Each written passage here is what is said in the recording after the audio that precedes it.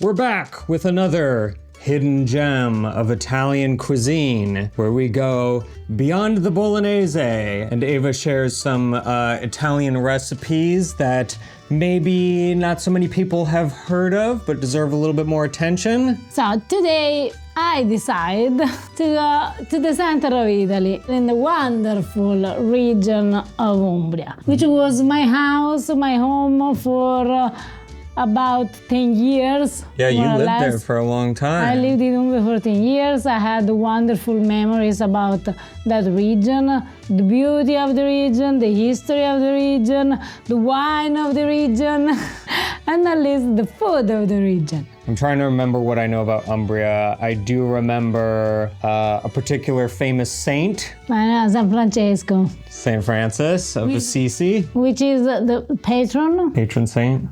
Of Italy. Is he really? Absolutely. I did not know that. Which saint do you want to be the patron of Italy if not San Francesco? Who's the patron saint of spaghetti? There must be one.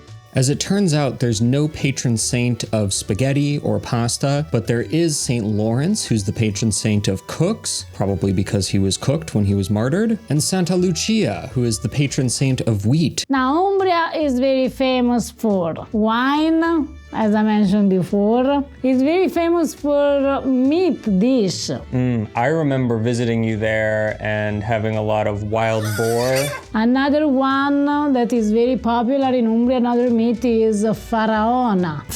Pheasant? Oh, pheasant. Yes. Pheasant. Oh, okay. They are very good at making sausages. Very good at making cold cuts. Like in Italian, the person who sells cold cut sausage is called Norcino. And Norcino comes from the city of Norcia, which is in Umbria. You understand that we gave a name to a job by a city that is in Umbria. For sure, you don't find fish in Umbria, except how do you call it, fresh water? Freshwater. Freshwater fish. We say pesce d'acqua dolce, fish of a sweet water. Most of their food is based on meat and vegetables. But today we are going to make a ragu.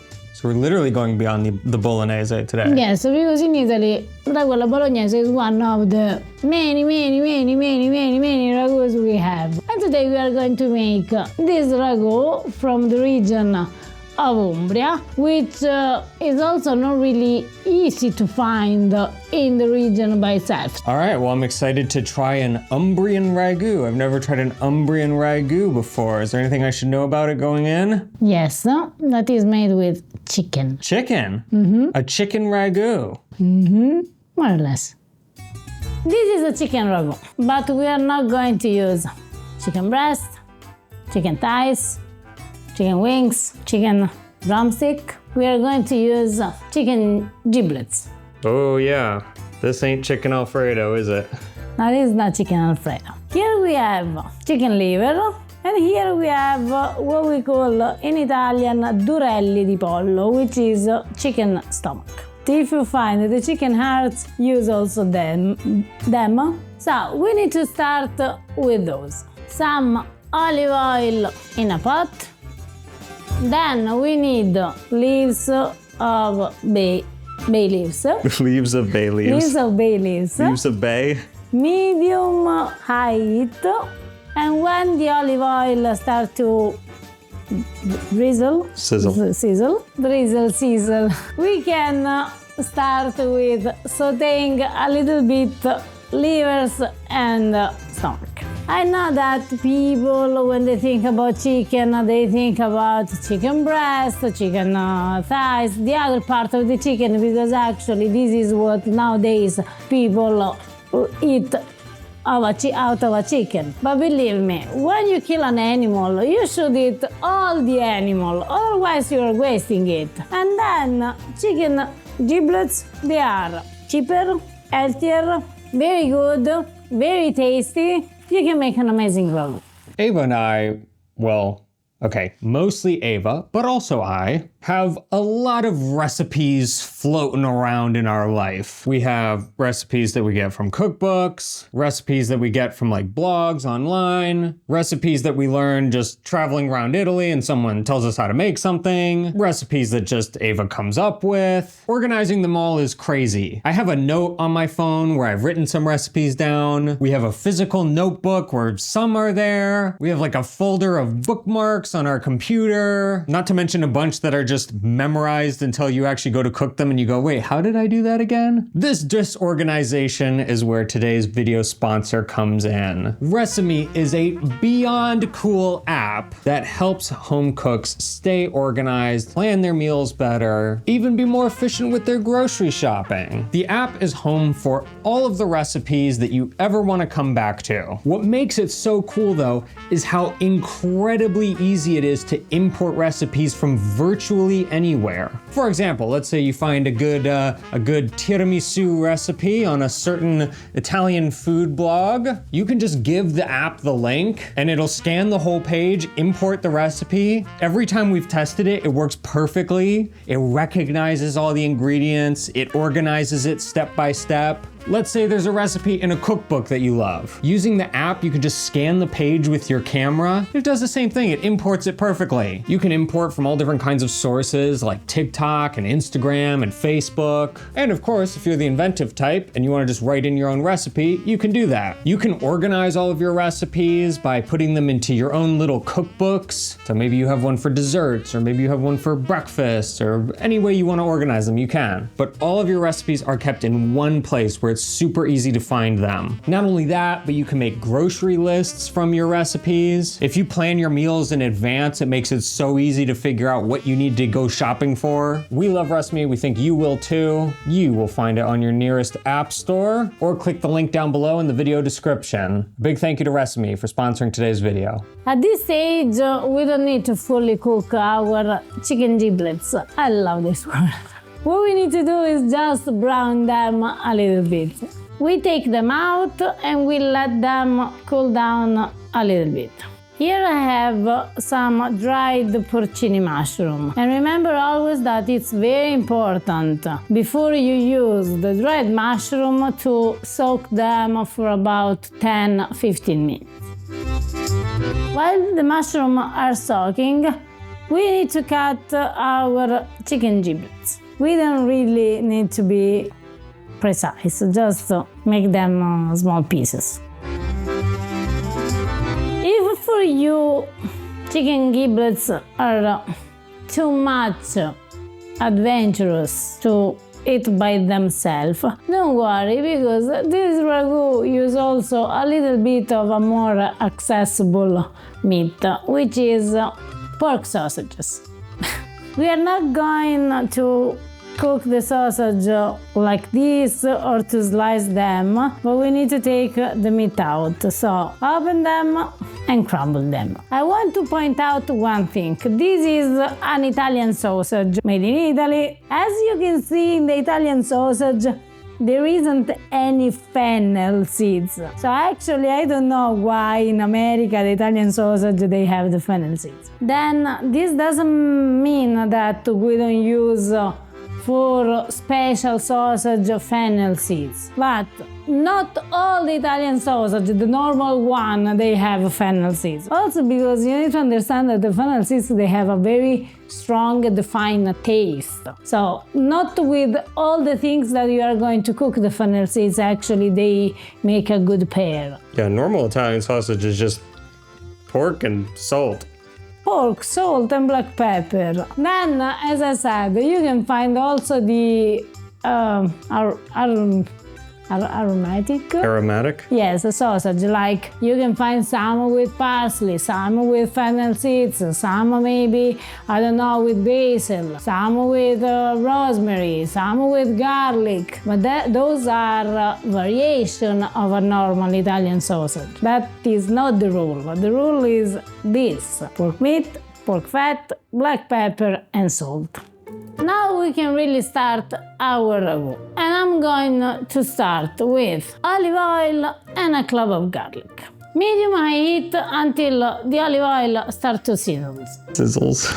finché l'olio d'oliva inizia a scaldarsi. The oil is ready, so we can start with the sausage. And just like before, we want to brown the meat. After 10 minutes, the mushrooms are soaked, so they can be ready to be used. So take out the excess water and chop them. Also here, you don't need to be precise. You just need to chop them a little bit. Now I'm going to add the mushroom in.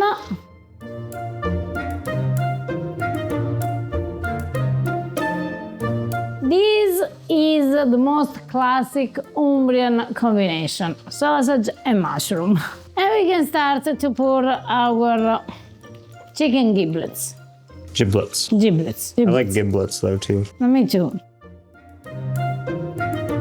Maybe you are wondering right now why we sauteed the chicken giblets before. The reason is because they are full of water, so we need that water to stay away from our ragu. In this way you can just use the actual meat. Salt, pepper. If you could be in this kitchen right now. I was about to say. The smell.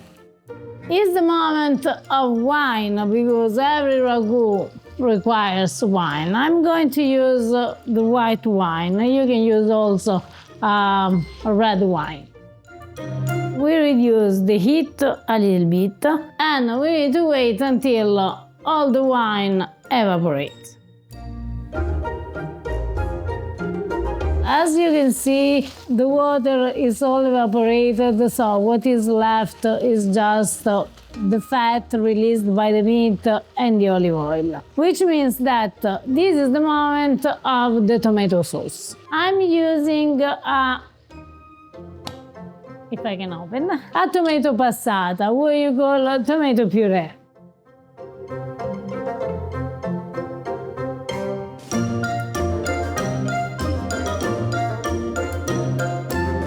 Two bay leaves. Leaves of bay. Leaves of bay. Don't forget salt.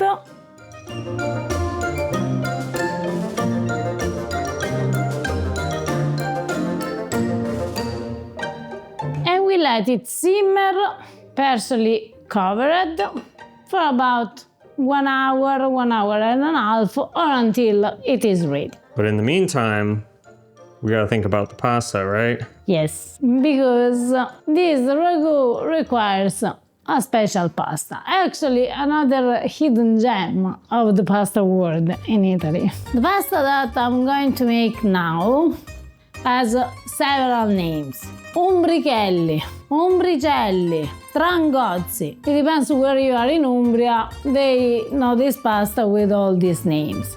Also the other one is lombrichelli. And maybe the lombrichelli makes you understand what the shape is, because lombrico in Italian means warm. I'm going to use 00 flour and semolina flour. The other ingredients is water, because this is a normal pasta. It's not an egg fresh pasta, it's a normal pasta. So the ratio between flour and water is 1 part of this, 1 part of this, 1 part of this. Then always remember that depending on where you are, the weather, the kind of flour that you are using, maybe this ratio can change a little bit. So sometimes you need or a little bit more flour or a little bit more water. We start with mixing the flours. At this point, if you watch Pasta Grammar, you should be master of making fresh pasta. So make the volcano shape, start to pour some water, and with a fork you start to incorporate the flour. I'm trying to think if I've ever seen a pasta that uses 00 flour and semolina flour. Yes, because usually the pasta from the north uses 00, the pasta from the south uses semolina. But because Umbria is in the middle of the north and the south, doesn't know which to use. they use both.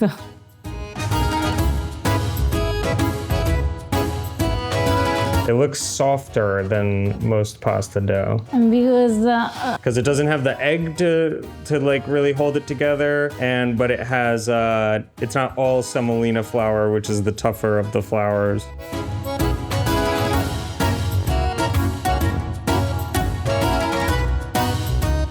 we let the pasta rest covered in plastic wrap for about 30 minutes.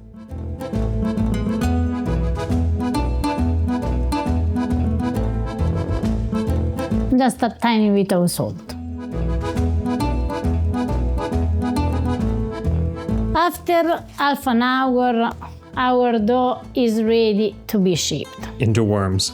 Into worms. Take a piece because otherwise it will be too difficult to work with all of this. Remember always to keep covered the part that you are not using because otherwise it will dry out. Now we need to make a bigger worm.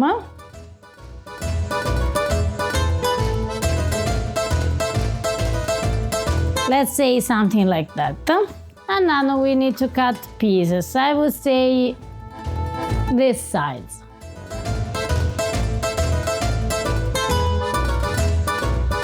Now we take every single piece and we need to make a longer, thinner worms.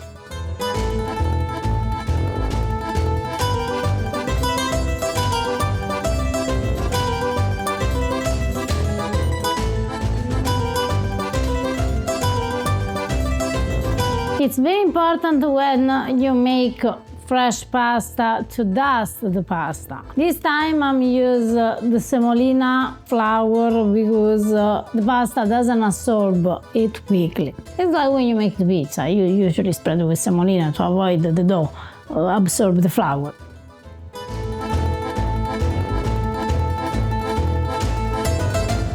The ragu is finished, so now is the time to cook the pasta.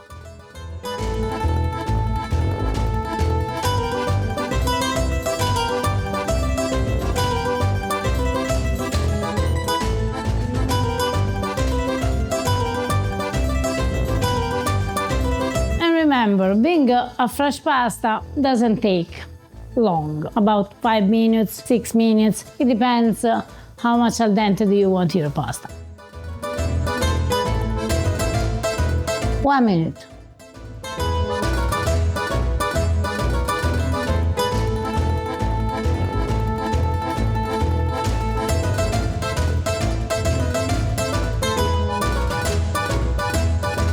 And the last thing we need to do is putting some pecorino cheese on top.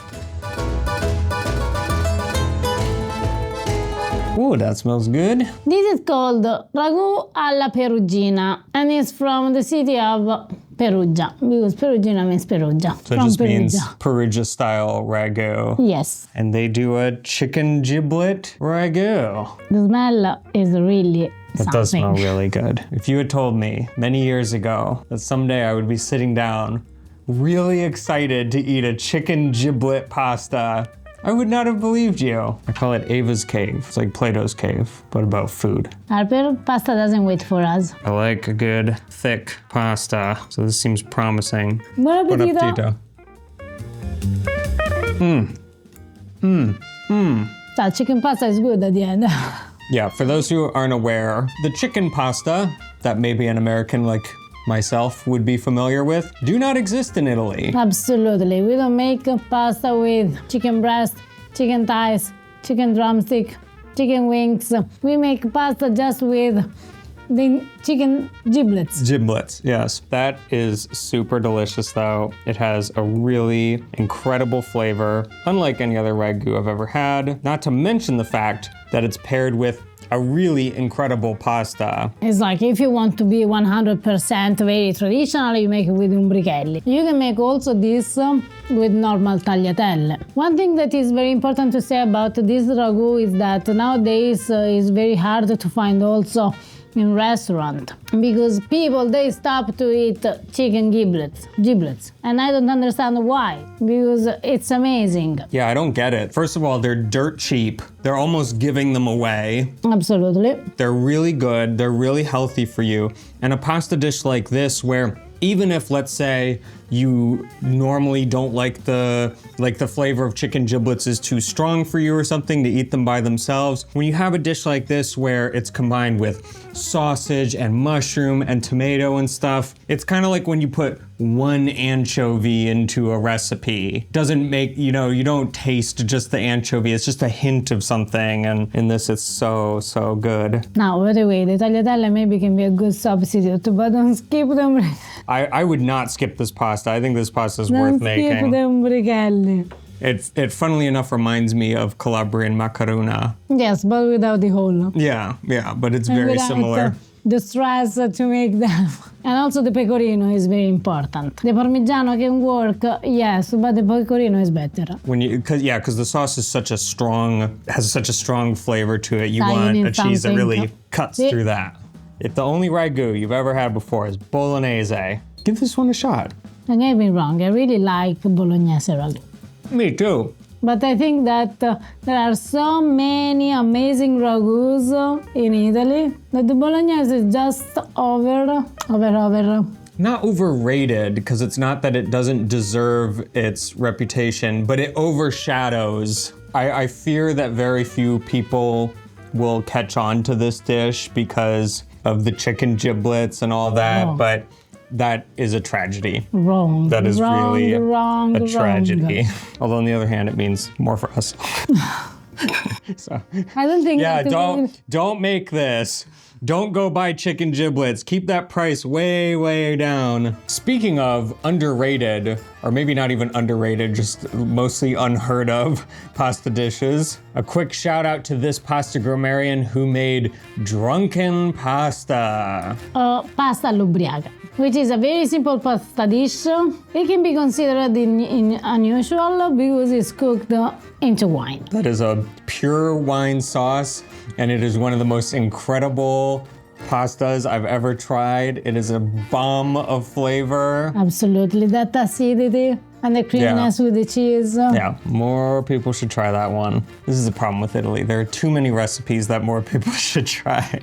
There's just too many of them. If you enjoyed the video, please give it a thumbs up, hit that subscribe button. If you try making ragu alla Perugina, or even just making the umbrichelli, tag us in a picture on Facebook or Instagram. We'd love to see it. All right, guys, we'll see you next time. Ciao.